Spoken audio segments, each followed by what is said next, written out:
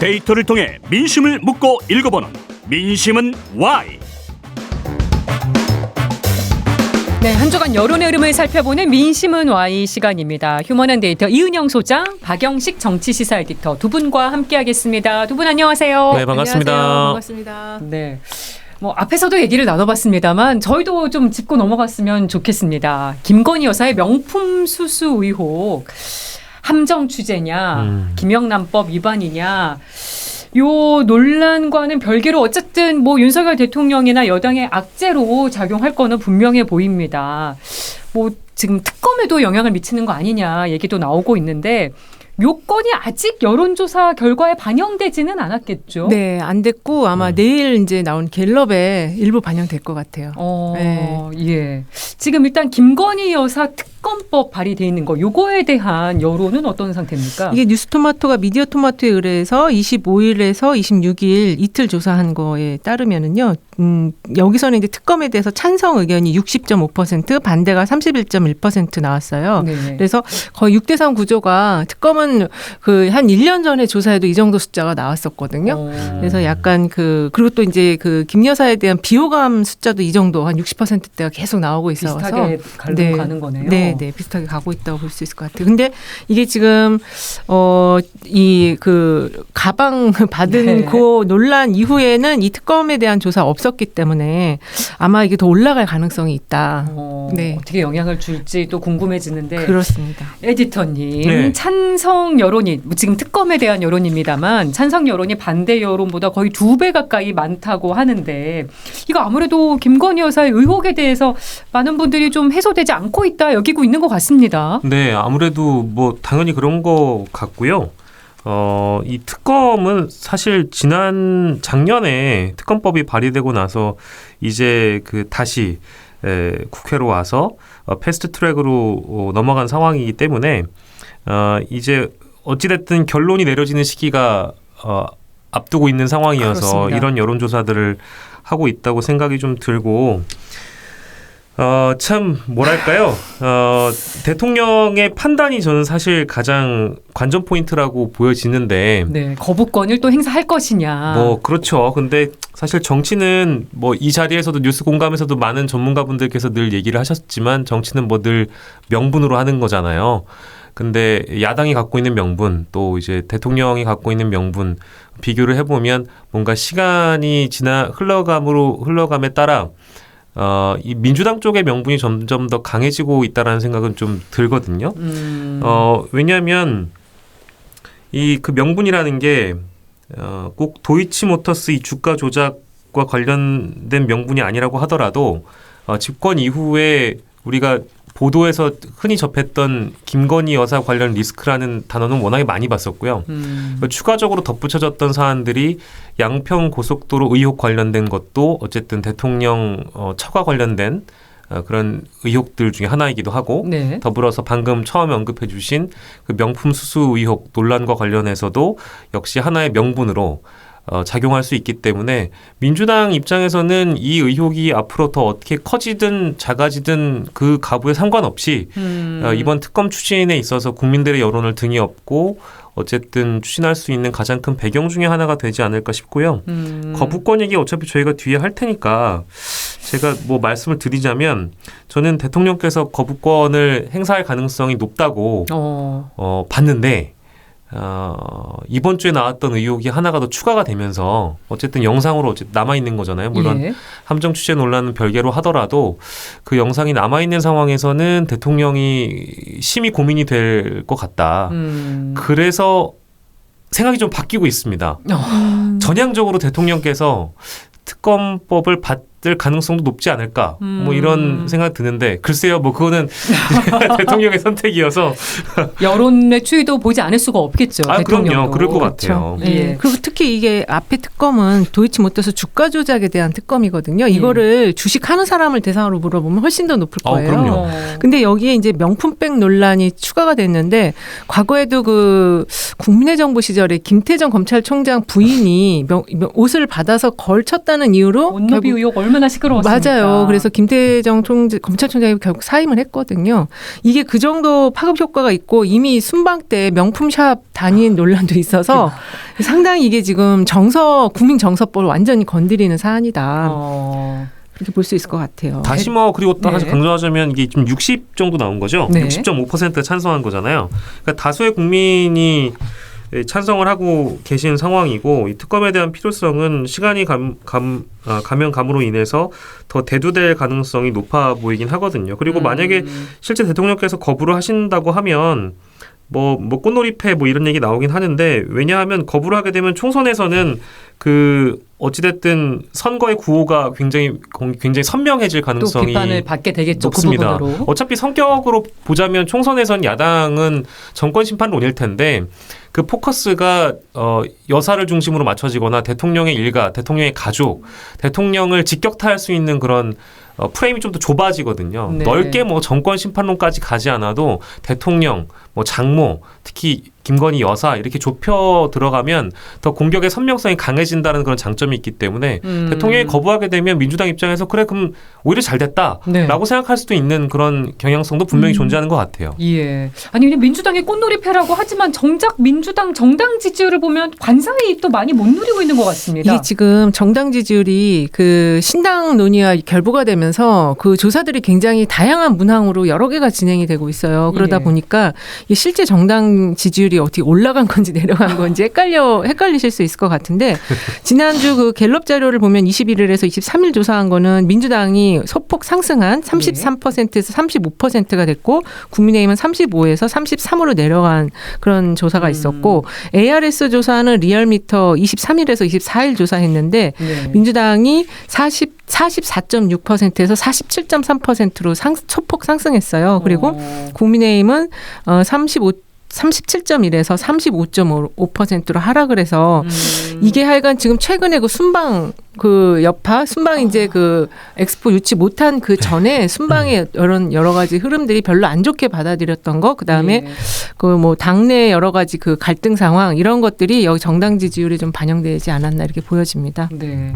에디터님 지금 민주당 이재명 대표에 대해서 거론되고 있는 리더십 리스크나 사법 리스크가 이 김건희 여사의 리스크 논란으로 좀 이렇게 상쇄가 될 수 있을 것인지 흐름 어떻게 내다보십니까? 그러니까 저는 단정하고 싶지는 않은데요. 리스크라는 거는 흔히 이제 정치에서 봤을 때 관리를 잘하면 역공의 수단이 되기도 하니까 그런 측면에서는 이재명 민주당 대표의 리스크라는 거 방금 언급해 주신 게 리더십 리스크, 사법 리스크 이렇게 언급을 하셨는데 저는 사법적인 부분은 이재명 개인이 얼마나 잘 대응할 수 있느냐에 대한 부분이기도 하지만 오늘 같은 경우에는 이제 측근들 문제가 좀 불거지긴 해서 그렇죠. 김용 전 부원장. 그렇죠. 어떤 대응, 어떤 반응을 하느냐가 제일 중요한 것 같아요. 이걸 꼭 언급하고 싶었고요. 그러니까 이재명 대표 본인에게 측근들이 구속되거나 실제 법정 구속되고 징역형이 나온 거에 대해서 어떻게 생각하냐는 질문이 왔을 때 이재명 개인이 대응하는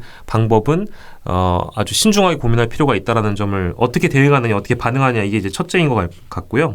두 번째는 지난 1년이라는 기간이 넘는 동안 이재명 리스크에 대한 부분을 집중 질타받으면서도 이재명 개인이 어쨌든 정치적으로 생존했다는 점.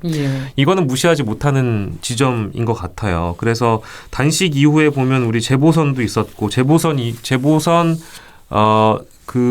그 앞뒤로 아무튼 체포동의안 사태 지나서 구속영장이 기각되기도 했고 이런 전례를 봤을 때 이제 일반 대중들이 생각하기에 이재명을 끝까지 물고 늘어지는 건 맞는 것 같은데 어찌됐든 살아남는구나라는 어떤 그런 정서 이게 이제 두 번째인 것 같고 그리고 이낙연 전 총리가 요즘 활동을 재개했고요. 이제 비명계가 전격적으로 등장해서 이 리스크를 이재명 대표의 리스크에 문제 또 사당화 이런 것들을 공격을 하고 있는데 오늘 오전에도 인터뷰에서 또 세게 날서기 비판을 했어요. 맞아요. 근데 그분들이 조금 놓치고 있는 게 대선 때의 상황과 지금의 상황은 좀 다르다는 것이죠. 즉 제가 언급하고 싶은 거는 이재명 후보 개인의 리스크와 더불어서 그 대선 때는 문재인 정부에 대한 심판 정서가 같이 있었거든요.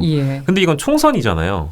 그러다 보니까 그때와는 상황이 좀 다르다. 그러니까 이재명 리스크가 분명히 어떤 돌림 노래처럼 작용하는 측면이 대선 때 있었던 거와 총선 때 있었던 건 유권자에게 좀 달리 저는 작용한다고 보거든요. 예. 그러니까 새로운 게 없다는 것이죠. 근데 어쨌든 그 김건희 여사 리스크는 이게 제도적으로 이런 일이 안 생길 수 있게 할 수 있었어요. 충분히. 네. 이부속실을 만들면은 이런 문제가 전혀 발생하지 않았는데. 그렇죠. 조직과 체계가 제대로 작동했으면. 그렇습니다. 근데 그걸 굳이 만들지를 않고 그래서 사실은 이제 이게 함정수사 논란에 대한 부분도 많이 있지만 그 영상이 찍혔을 때 그 김 여사의 여러 가지 발언과 태도가 야, 이부속실을 정말 만들었어야 되는데 그러면 저렇게까지는 안 했을 건데 이런 생각이 많이 들더라고요. 충분히 막을 수 있는 리스크였다. 그리고 너무나 많은 분들이 사실 해온 얘기기도 했어요. 맞아요. 전부 다 그거 빨리 만들려고 했는데. 네. 뭐 지금 이제 대통령실에 뭐 인사도 좀 교체하고 하면서 정책실장도 새로 네. 생기고 이제 하잖아요. 그럴 때 이제 제2부속실이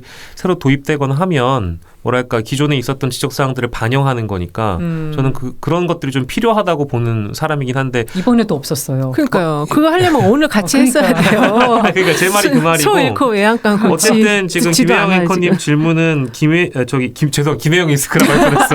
김건희 여사 리스크로 이재명 대표 리더십 리스크와 사법 리스크를 극복할 수 있느냐 이런 지적이었는데 아까 제가 초반에 말씀드린 대로 정권 출범 이후에 추가되는 새롭게 업데이트되고 있는 것들이 적지 않잖아요. 네. 그러니까 이재명 대표는 대선 때부터 시작해서 지금까지 제기됐던 문제점들이 하나하나씩 이제 해소되는 측면도 없지 않아 있다. 일반 대중들이 느끼기에. 예. 사법적으로 재판받고 하는 건 좀 달라요. 근데 다만 김건희 여사는 지금 이제 추가가 되고 있는 거여서 이걸 이제 총선 때 반영한다는 것은 전 여당에게 악재이고 야당에게는 꽃놀이패라는 측면에서 굉장히 동의하는 편이죠. 그래서 이거를 실제 하는 리스크와 이미 어느 정도 대중들에게 희석된 리스크는 좀 달리 볼 필요가 있다. 이제 이걸 말씀드리고 싶은 거죠. 이제 어떻게 이게 또 흘러갈 것인지 지켜보도록 하고요. 이어서 선거제 얘기도 좀 해보겠습니다. 민주당 의총이 어제에서 오늘로 이제 갑자기 변경이 됐는데 병립형이냐 연동형이냐 뭐 민주당 안에서도 의견이 갈리고 있습니다. 이탄희 의원이 지역구 불출마 선언을 하면서까지 지금 이재명 대표의 결단을 촉구했는데 이재명 대표는 선거는 승부다. 총선에서 지면 무슨 소용이 있겠냐 이렇게 얘기를 해서 이제 병립형 회귀 가능성을 시사를 했습니다. 두 분 지금 민주당 상황 어떻게들 지켜보고 계십니까? 일단은 이게 그 선거구제가 결국 이제 룰이잖아요. 룰인데 이건 합의를 해야 되는 사항이에요. 어느 한쪽이 내가 이렇게 하겠다라고 해서 마무리되는 게 아니고 상대적인 거기 때문에. 근데 그런 속에서 선거 승패까지 연결이 되는 부분이라서 가장 중요한 거는 우리 당에게 가장 유리한 방식이 뭐냐를 따져보고서 해야 될 일이다. 지금 이제 민주당의 그 이탄희 의원과 함께하는 50여 명의 사람은 이제 원칙을 지키고 뭐 약속을 지키라 이런 건데 이제 아무래도 정치는 현실이다 보니까 약속을 지키다가 패배하면 그 아무도 인정 안 하거든요. 그래서 물론 이제 장기적으로 길게 봤을 때 진보 진영 약속을 안에서의 위치로 보면 또 선택이 달라질 수 있고 근데 지금 상황에서 어쨌든 민주당이 제1당으로서 그 다음 총선에서도 1당을 유지하는 것이 현재 그 낮은 대통령 지지율에 많은 불만을 가진 사람들의 그 어떤 또 소망과 여망이 있을 거잖아요. 그거를 대리만족시켜줘야 되는 사명도 부여받았다. 그래서 단순히 이것만 하나의 파트만 딱 띄어서 주장할 문제는 아니다라고 생각을 해요. 혹시 요거에 대한 여론조사 결과도 나온 게 있습니까? 예, 연동형이냐 네, 있습니다. 이게 있는데 그 미디어 토마토가 뉴스 토마토에 의뢰해서 18일에서 19일 조사한 자료인데요.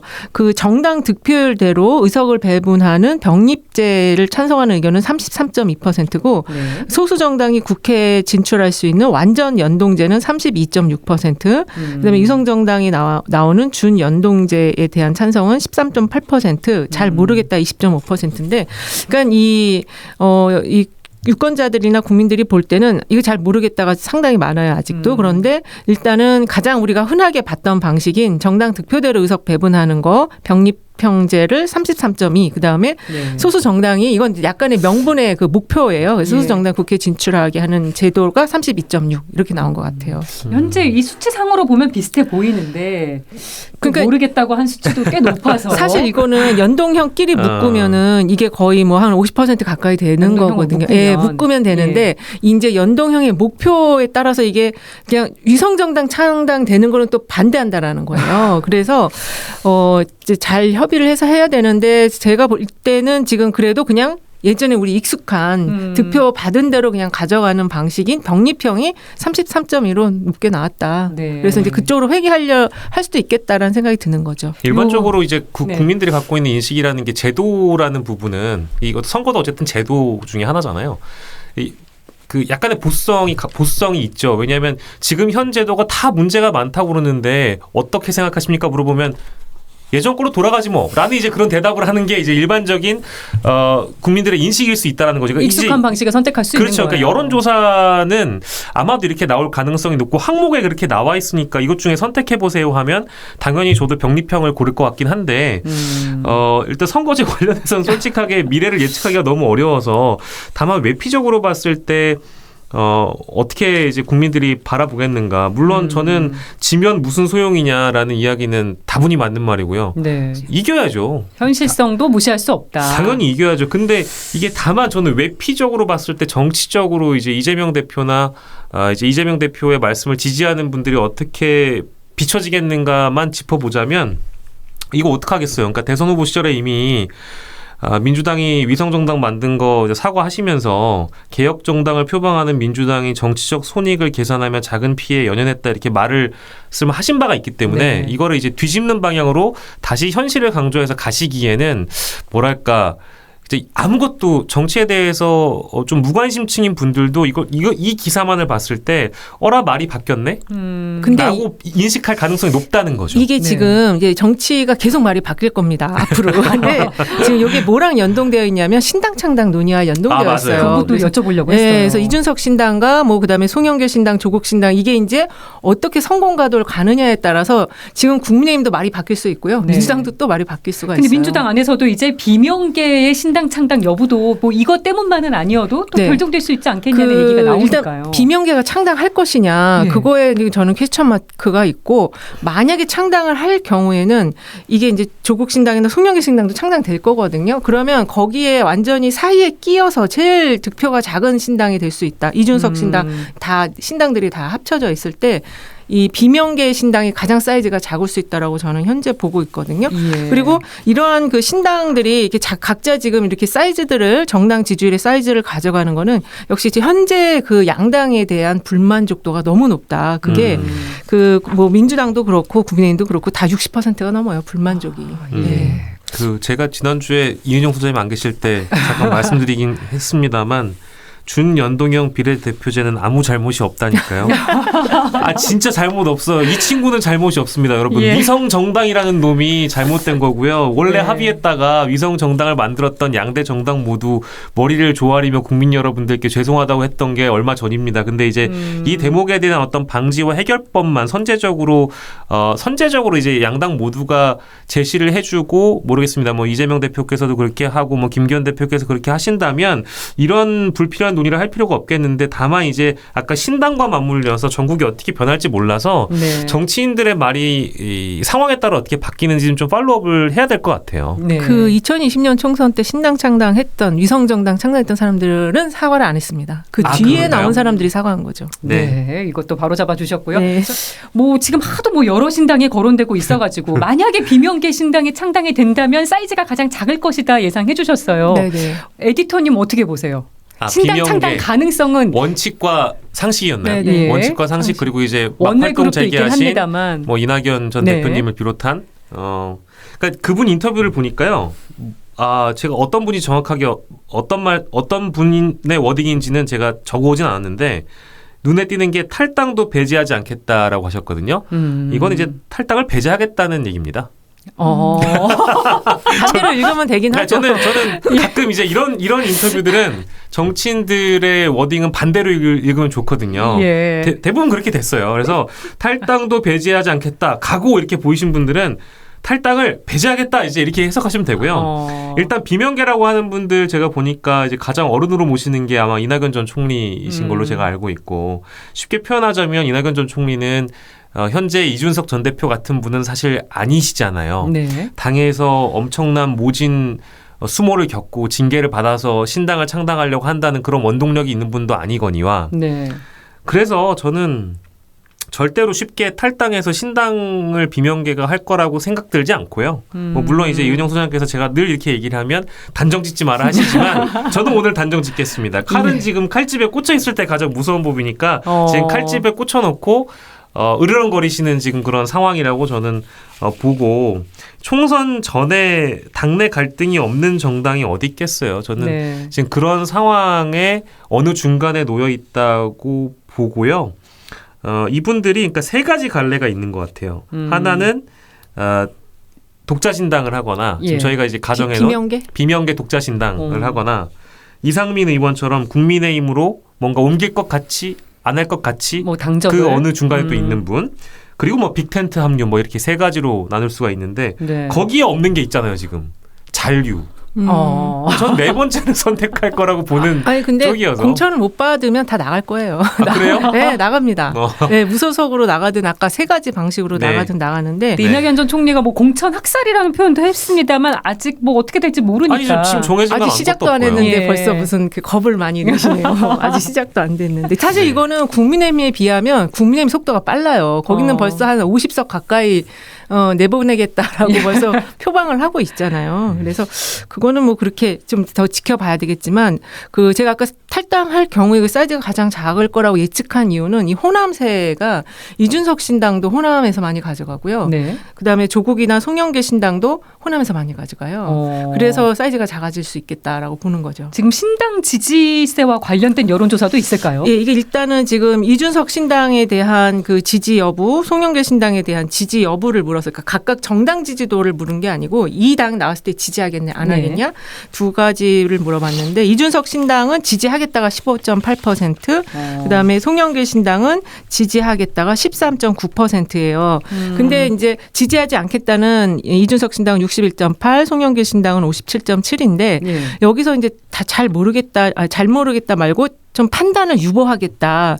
요 사이즈를 잠재적 신당 지지라고 봤더라고요. 그래서 예. 이걸 묶었어요. 지지 의향이 있다라는 것과 묶어서 이준석 신당은 잠재 신당 지지까지 합치면 34.8이고 송영길 신당은 잠재 신당까지 합치면 38% 나와서 현재 그 무당층을 구성하고 있는 한 30%들이 이렇게 양쪽의 신당에 나오면 글로 이동할 것이다라고 예. 지금 해석을 한 그런 기사들이 있는데 근데 이거 판단 유보를 지지와 묶는 건 조금 맞지가 않다고 저는 그러게요. 보거든요. 그 부분은 네. 어떻게 봐야 될 것인지 그리고 또 선거제가 어떻게 결정될 것인지도 영향을 미칠 그렇죠. 것이고 네. 저희가 지켜봐야 될 부분이 있을 것으로 보입니다. 근데 네. 제3신당은 사실 어느 선거 시즌에든 이런 조사를 하면 그 양당의 피로감을 느낀 유권자층이나 있죠. 중도층, 무당층들이 항상 이런 소구나 니즈가 있어 왔던 거 그렇죠. 아니었던가요? 근데 네. 어쨌든 지금 이준석 그 전 대표 신당은 국민의힘 계열에서 나오는 거고 네. 조국 신당이나 송영길 전 대표 신당은 민주당 계열에서 나오는 건데 그렇죠. 이 민주당 계열에서 나오는 신당은 민주당 지지층들이 거의 상당히 많이 지지를 해줘서 생기고 그게 한 10% 초반대 정도 나오는 사이즈고 이준석 신당은 그렇지 않은 것 같아요. 여기저기서 모아가지고 되는 거라서 그리고 민주당 신당도 여기 민주당 지지자들도 들어가 있어서 실제 선거 국면이 들어갔을 때 이런 민주당 지지자들이 다시 민주당으로 복귀할 수도 있다. 그러면 이게 지지율이 어떻게 될지 또 몰라요. 예. 근데 이제 30% 두 사람의 신당을 합치면 30%에 육박하는 네. 정도로 기대감이 있다는 거는 어찌됐든 앞서 잠깐 언급한 대로 기존 정치 불신이 무당층이나 중도층에 있다고 또 봐야 되는 것 같고 네. 뭐 여야로부터 이탈층이 지금 현재는 있어 보이는 게 맞는 것 같은데 기존에 있었던 제3정당, 제3신당을 하려고 하는 혹은 실제 하는 분들과 좀 차이를 두자면 이준석 전 대표나 송영길 전 대표나 뭐 관록이라는 표현이 제가 맞는지 모르겠지만 어쨌든 유경험자들이고 매체력이 워낙에 강한 분들이기 때문에 이 사람들이 신당을 만들었을 때 표를 주면 나의 표가 사표가 되지 않겠다라는 일정 부분의 확신도 네. 분명히 반영된 것 같아요. 그러니까 우리가 보통 여야 말고 다른 세력에게 표를 줄 때는 군소정당이라든지 군소정당화되거나 아니면 그게 실제 원내 진입이 불가능한 경우에는 내가 이쪽을 지지해서 될까라는 그런 의구심이 있는데 이준석 전 신당이나 송영길 전 대표의 경우에는 워낙에 지금 가장 왕성하게 매체에 뛰고 계신 분들이잖아요. 그러다 보니까 이제 이런 결과가 나오지 않았나라는 생각이 좀 드네요.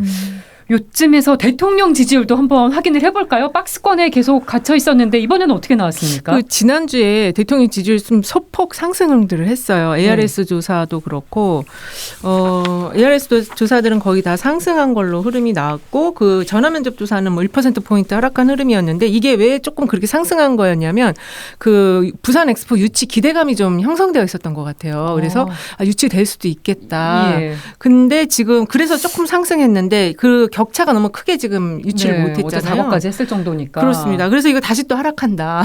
이렇게 저는 보고 있어요. 그래서 지난주에 나온 조사들이 약간 40%에 근접하는 38%, 9% 이런 조사들이 몇 개 나왔거든요. 기대감에 힘입었던 것 같은데. 기대감이 좀 반영이 됐는데 이게 지금 그 참모진들에 대한 분노가 있는 것 같아요. 안 될 거 알면 격차가 너무 크니까 안 될 거 알면서도 이렇게 여론을 조성한 거 아니었냐 기대감을 보고 갖도록. 잘못한 거에 대한 네네. 부분. 그래서 좀 빠지게 되면 내일 아마 나오는 자료는 좀 크게 빠질 수도 있겠다는 생각이 들어요. 예. 대통령 지지율 어떻게 추이 보고 계세요? 그러니까 대통령의 이 박스권 지지율이라는 건 사실 최근에 여론조사를 따라오신 분들이라면 예상 가능한 수치라고 저는 보고요. 해외 순방 다녀오신 게 얼마나 반영될까 좀 지켜봤는데 뭐 전 기존에 해외 다녀오셨던 거랑 큰 차이를 사실 못 느꼈던 것 같고 이은영 소장님 말씀대로 다음 주가 좀 걱정이 되는 것은 이번 주에 엑스포 유치 실패도 있었습니다만 뭐 아까 저희가 초반에 언급했었던 영부인 관련 이슈도 있고 하다 보니까 이제 이런 것들이 전혀 좋게 작용하지 않을 것 같아서 크게 흔들릴 가능성도 있어 보인다. 다만 네. 어찌됐든 좀 대통령이 어떠한 사안에 대해서 대국민 담화를 해서 모든 것이 나의 잘못이다라고 얘기한 거는 이걸 좀 이례적이라고 받아들인 제가 옳은 건지 그런 건지 모르겠지만 굉장히 좀 이례적인 케이스여서 어떤 국민들이 보시기에는 자신 스스로 내려놓고 잘못을 인정할 줄도 아는 대통령이라는 이미지를 강하게 각인받은 분들이라면 그런 분들은 네. 많지 않은 것 같은데 여론을 보는 제 근데 그 입장에서 와중에 또 전정부터 또 포함이 돼 맞아요. 있어가지고. 네. 저도 좀 봐주세요. 저도 알고 있습니다. 근데 어찌 됐든 간에 이제 그런 것들을 강하게 각인받은 분들이라면 긍정적으로 보실 만한 포인트가 하나 있을 거고 어찌 됐든 간에 대통령실 재정비를 하시려고 노력하는 모습도 보여져서 그런 것들도 우리가 생각을 해보면 크게 빠지진 않을 수도 있겠다라는 네. 생각도 한편으론 해봅니다. 대통령실 조직 개편, 인적 개편이랑 엑스포 유치 실패, 또 김건희 여사 논란까지 어떻게 작용할지 또 여론조사 추이 지켜봐야 될 것 같습니다.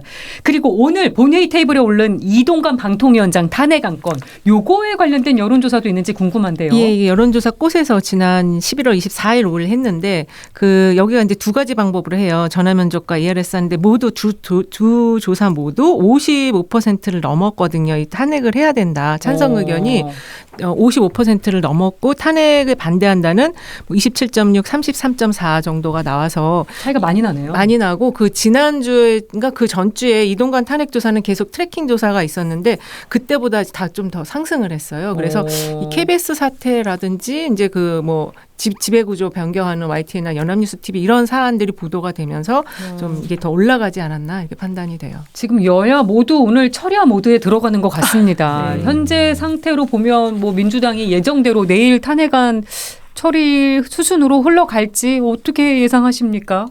그렇게 되겠죠. 예, 그렇게 될 가능성이 매우 높아 보이고 저희가 이동관 방통위원장 관련된 거는 워낙에 얘기를 많이 했었으니까 여당과의 네. 힘겨루기 싸움에서 야당은 당연히 밀어붙이겠죠. 아마 그리고 밀어붙여서 어쨌든 원하는 바를 이뤄낼 거라고 보는데 네. 다만 그리고 이 이동관 위원장 경우에는 뭐 기자협회도 마찬가지고 언론 5개 단체 모두 반대했었고 뭐 이미 잊혀졌겠습니다만 출입 기자들 대상으로 설문조사해 보면 80%가 반대했을 정도로 찬성한다가 14%였던 걸로 제가 알고 맞아요. 있어요. 그래서 그 이유가 언론 장악 이력이다. 이제 이런 인물이 어쨌든 앉아서 방송을 주무르고 있는 거니까 이거에 대한 뭐 잘못됐다라는 이 지점들을 충분히 국민들에게 설득을 했다면 네. 저는 이렇게 강행해서 여당과의 힘겨루기에서 이긴들 뭐 야당에게 뭐 역풍이 불겠냐 이제 이런 생각은 듭니다만 다만 하나 제가 언급하고 싶은 거는 조선일보 단독으로 좀 불거졌던 내용이 있어요. 탄핵 소추안에 이동관 방통위원장 탄핵 소추안에다가 검찰청법을 맨 처음에 써놨다가 복분 논란이 있었죠. 네, 복분 논란이 있었잖아요.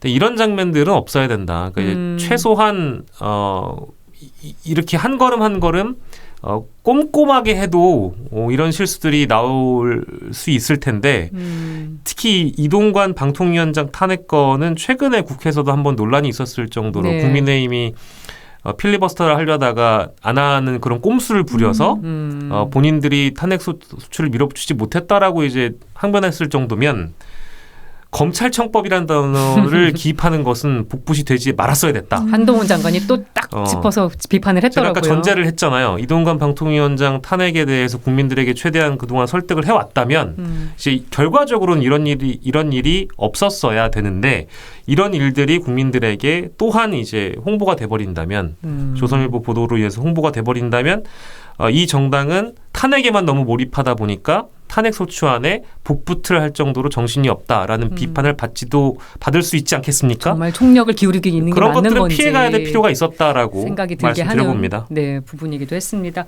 오늘 민심은 와이 이은영 소장 또 박영식 에디터와 함께했습니다. 여기까지 말씀 듣겠습니다. 고맙습니다. 네, 감사합니다. 감사합니다.